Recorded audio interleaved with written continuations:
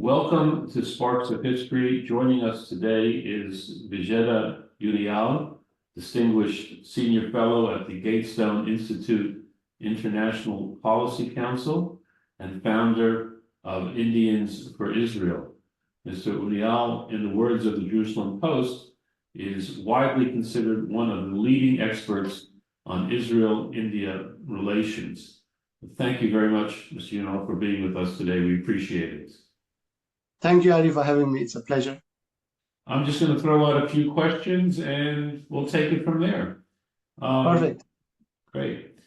First of all, what is Indians for Israel, and what is the current state of India-Israel relations, and how has it played out since the brutal massacre of October 7th?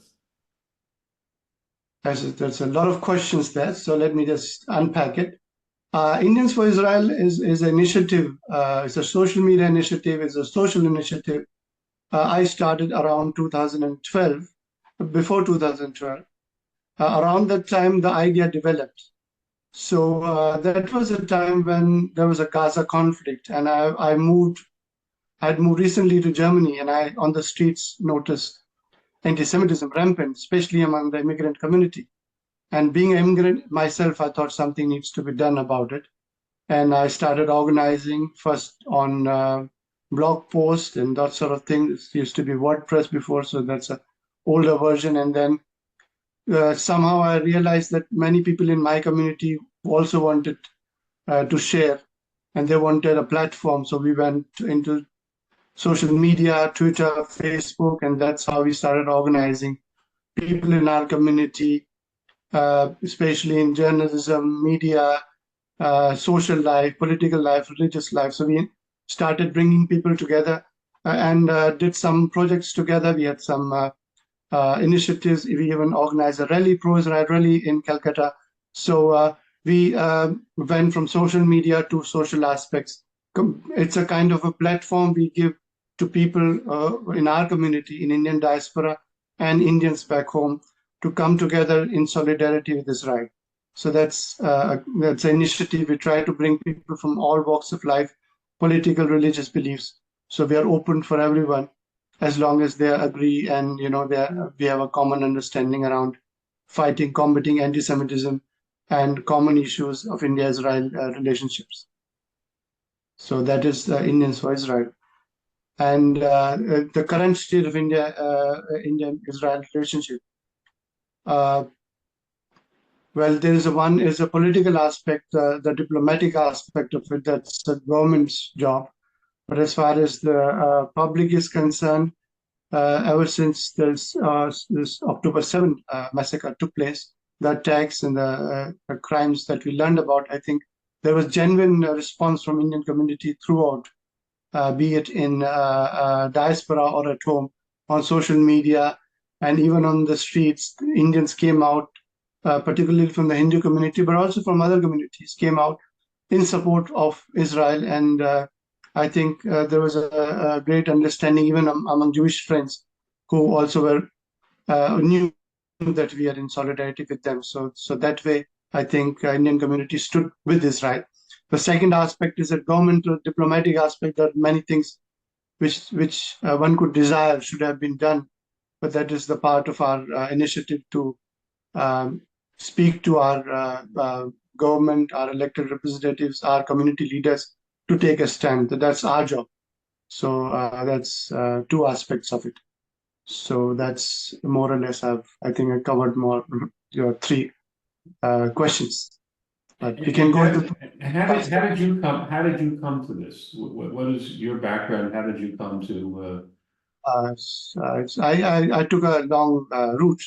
I am a student of German history. I studied German studies in India, in Nehru University. That was around 96 to 2000. And I, as a student of German history, for the first time, I was confronted with the Holocaust. At a school, we didn't have it.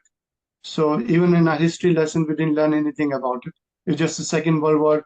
We didn't cover that aspect at all.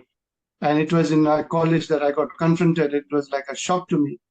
And that changed my whole trajectory going from my research topic, I did my master's paper on that, and I also started my MPhil, which is the first step to PhD in India, on similar topics. So that changed the whole trajectory of my understanding of Germany because of the Holocaust. It reshaped all my thinking.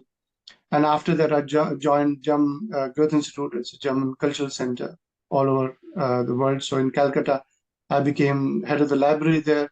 So it has always been my endeavor to highlight and question the history. And since 2010, I'm in Germany. 2019, I'm a German citizen.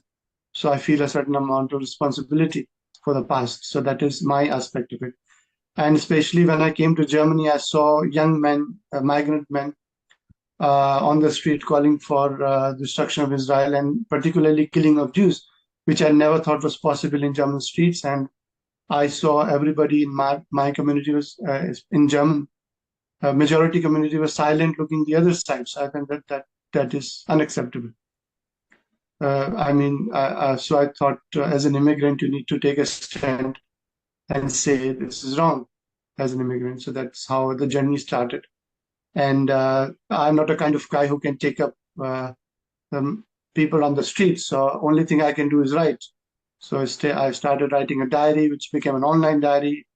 And from there, I picked up writing. So the analyst part of me, the journalist part of me, columnist part of me developed later on because I thought the need to speak. I don't have a talent, especially of writing or something, but it was a necessity which was put on me. I said, if anybody else is not going to do, I'll have to do it. So that's how it developed. So And as you're now in Germany, what's your take on how the European Union has handled the situation, including the rise of anti-Semitism? And you, of course, mentioned Germany. What's your sense of what's happening on the streets in Germany regarding, obviously, Israel, but also anti-Semitism? Well, as you see, we haven't learned much. When I started in 2012, we saw the beginnings of that, and now we are seeing the full-blown how anti-Semitism looks like, especially in German streets. But you can look in UK, France, anywhere in Europe, Spain, you have the same situation. And it would be disheartening if I was not focusing on my community, which is going against the trend. But as a German citizen, as a immigrant, the situation is as it is, and there are two aspects to question. Let me go first to the EU and the German government position. I think Israel should deserves and should have all the friends it can get.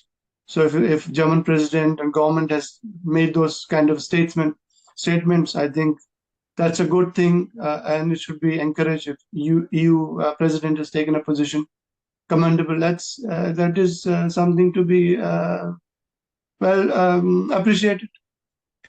And the second thing is what is going on in the streets. But I mean, I would like to judge people on the basis of the results and the fruits of their work.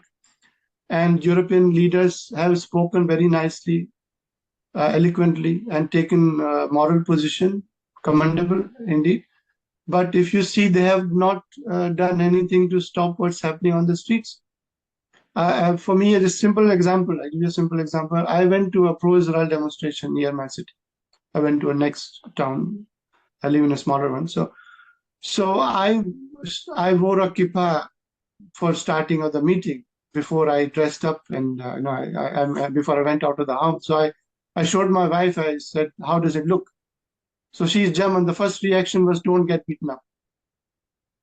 So for me, I thought that's the first thing that came to my mind, and I think that she's right. And that's the first thing. If you go in the streets wearing a kippah, that's the first thing that happens to you in European streets today. And I cannot wear it. I love wearing it. Even if I'm a Hindu, I think it suits me. But I cannot wear it here. And this is the reality. Jews cannot walk freely in German streets. You cannot be Jewish and openly Jewish. Jewish homes are being vandalized. Jewish synagogues are protected by police. any synagogue. You have a police presence there. So this is not normal. I mean, they should be open to all, and it should have been a place of meeting. But these have been fortified because the situation we are in today, and not to do anything about it is the most troubling part of me, regardless of what the sound bites have been produced or the optics have been given. So that is the more troubling part for me, and it's not getting better from 2012 when I started to now. It's becoming worse each day, and sadly to say, it's an immigrant problem to some degree, but not the whole, but still, I mean, as an immigrant, I feel responsible. How big is the Indian diaspora community in Germany and in Europe? What numbers are we talking about? I mean, I didn't, because it has increased in recent years. I can't give you the actual numbers. I have to consult. But the German community in Indian community in Germany has been we have a small presence. But my main focus is with English speaking community. That's I think 3 million in UK. You have 2 million or 3 million in US, and you have all in the English speaking world. There's a greater presence because of the historical aspects of it. In Germany, it has increased recently, especially in professional positions, in media, in IT, in engineering. I meet always new Indians, so it has grown. Our presence has grown in technical, but not in demographic sense. We are insignificant in Germany. So, but at least we can take a symbolic stand. That's always there. It appears from here in Israel, when we look at events, and certainly in America, the college campuses and the universities have been centers of protests. Is that true in Germany and Europe, that it's the college campuses that seem to be a focus of anti-Israel protests? And why is that? Why college students? Is it just ignorance? Is it lack of education? What do you think is the root of that? That's a deep question, not to unpack there. But there are two kinds of anti-Semitism, especially in Europe or Germany, and identify. One is the street anti-Semitism you find among immigrant young men who I think have not had the privilege or enjoyed the education. They are on the streets, and they are newly migrated, and they have not been socialized. So that is one imported aspect of it. That's ugly you see on the streets. But not only that, there is a educated intellectual, which is from the left. Then there is a historic, which is on the right. And these all aspects are there. And as far as university is concerned, there has been in European left a tendency to support the other side, because that's a Cold War line they've taken, and it still continues. And but in English speaking world, that has been more of a woke movement, which has been there, which has been in terms of so-called marginalized, all the groups grouped together, and in which the pro-Hamas people have infiltrated, and BDS people have infiltrated, and projected themselves as we are also allies, and that is a university campus thing. But I can talk about things I know better, because when I was in university in India, we didn't have anti-Semitism on the left in the traditional sense. When we were, and I originally from the left, but that's how but now I'm older. So but when I was young, I was on the left, and we saw Zionists as fellow, because we said it's the kind of the early Zionists. That was our dream of, equal society, equal rights for women, the freedom of ideas, and that sort of, these were our people. So, how can we side with those nationalists, those extremists, those, that was our position then. So anybody talking about Zionism then would have been considered a crazy person. That would have been our position. That was our position. in entire college life, I just met one person who was. I had a T-shirt on pro-Palestinian issue, and I asked what this is, and I didn't understand at the end why is it left.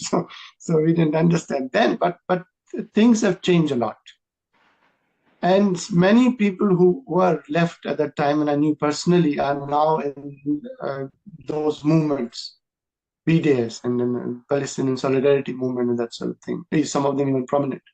So left has been taken over also. And I could not stay left because when I started writing about anti-Semitism in Europe, I went to my old friends from the left because I'm a leftist. I used to be a left. Now people see me differently. But as a classical liberal, I went to my friends and said, we have a problem here. They were journalists then, so I said, I would like to write for your newspaper as an Indian. They said, oh, no, we don't want to hear about it. Then you'll be pro-Israel. But I was only writing about anti-Semitism. I was not writing about State of Israel. But then that was a position. You'll be helping the other side. This change in say 20 years I left university. The left has changed. It has metamorphosized. And for me to speak against anti-Semitism, I had to be labeled as right, and I was out. I was I what I always say, people say, why are you not left? I say, I was left, the left moved around and I was left alone. So I just discovered when it came to issue. Then I started writing wherever I got a chance, and I found people who are like-minded, and then this is how we start the journey and conversation. So that is And longer. what are the platforms that you're working on now? What are the more effective social media platforms that you find as you connect to people and reach more people? I'm on social Twitter and on Facebook, and we had been in the beginning into we focus on hashtags, we focused on signature campaigns, but in the meanwhile time we think it's more. My focus has moved to interacting with the media, people in the media and politics, and those sort of things. So I try to reach out through my work, through my network, to the people who are whom we can reach out in a way that we can have a bigger reach rather than just individually reaching somebody through a tweet or so. So our engagement is with the community and people who are what you say nowadays, influencers or people in media. So I personally on my I try to interact with them, and whosoever in our community have more reach, I try to reach them and then help them to understand the issues and have debates and that sort of thing. So I think that Twitter is always a good media for certain kind of thing. It's a good medium for us to reach the journalists, the politicians, or that sort of influencers in that sense. And Facebook is good for community building sort of thing if you're reaching the people. So that's our aspect. But now we are going into an audio-visual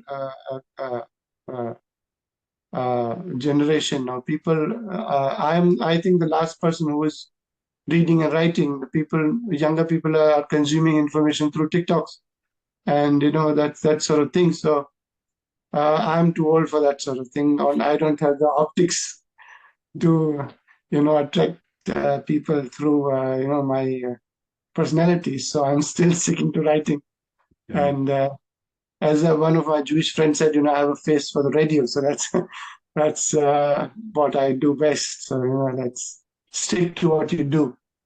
So that's my philosophy. After all these efforts, and as you look at where things are going, are you optimistic, pessimistic, or somewhere in between?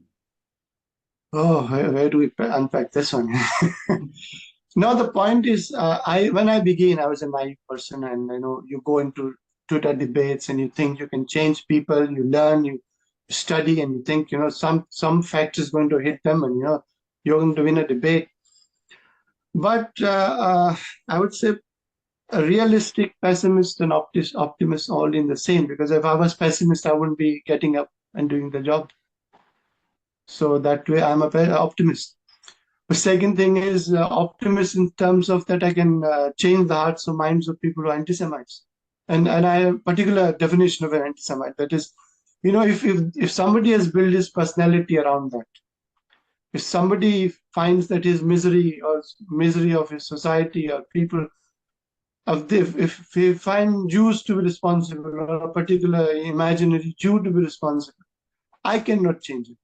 So that is for God to change his heart and to him to have a conversion experience, that I am not, it is beyond my capacity.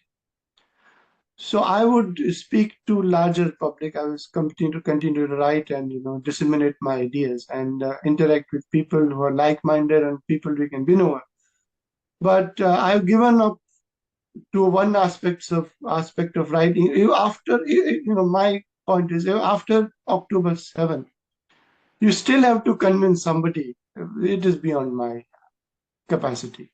If you still have to tell them what decency is, something has gone wrong with them long before. It is beyond political debate. That is a realm of spirituality and psychology. I beyond my. So I am a pessimist in terms of hardcore anti-Semites, people who do it for their living, in terms of their personality is built up around that. But I would, in my community, that is not the problem. So I would keep on speaking to Indians, young Indians, and we have our problems, we have our own deficits. I also talk about social issues we have, and I support our relationship with Israel, because I think we can learn from Israeli society issues of our social and other issues that we can combat, women rights and other things. I think we can learn from Israel how a traditional society can be traditional and still be forward-looking. So that is, I think, my aspiration for my own community, because my point is of why I stood up against anti-Semitism is not because of Israel or the Jewish people. It is because of my own people, because I don't want this poison, this toxicity to get into my community. As a student of German history, I know that this is not going to end well for anybody who is harboring that thing of anti-Semitism, Jew hatred. So I don't want it in my community. That is, my engagement comes from my love for my own community, not for waving the flag of Israel, because that is I do it, and that has to be done at certain times. But my love is for my own community. That's what drives me. That's what makes me get up and write and meet and talk. That's okay. Thank you so much. We really appreciate it, and you should continue this incredible work. And it's very much appreciated, and our heart goes out to your efforts, and thank you so much for everything that you're doing. Thank you very much. It's a pleasure, and we had a nice conversation. Certainly, anytime. Thank you very much. Thank you.